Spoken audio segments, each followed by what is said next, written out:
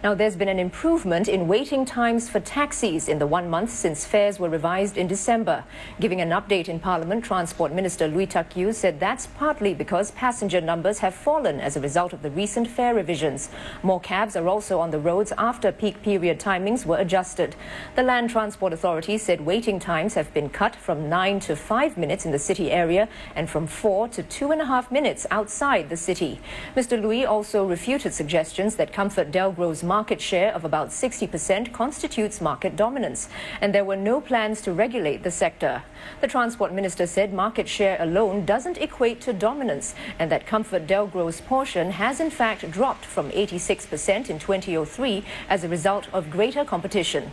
There are now 7 taxi companies as opposed to just 3 before deregulation in 2003. Still, MPs felt that market forces have resulted in companies setting what they described as exaggerated peak periods. Since the December fare revision, the evening peak period has been lengthened to 6 p.m. to midnight from 5 p.m. to 8 p.m. previously.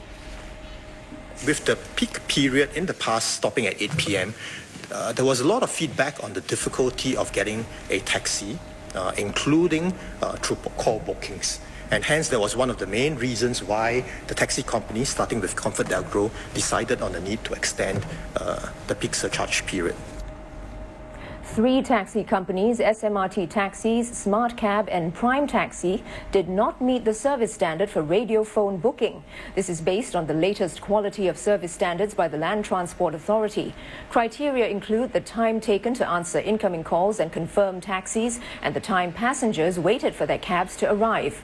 Between October and November 2011, SMRT Taxis failed in the call answer rate, while Smart Cab and Prime Taxi failed in areas including the waiting time for dispatch centers to confirm the taxi from the time the call is answered and passenger waiting time for the taxi.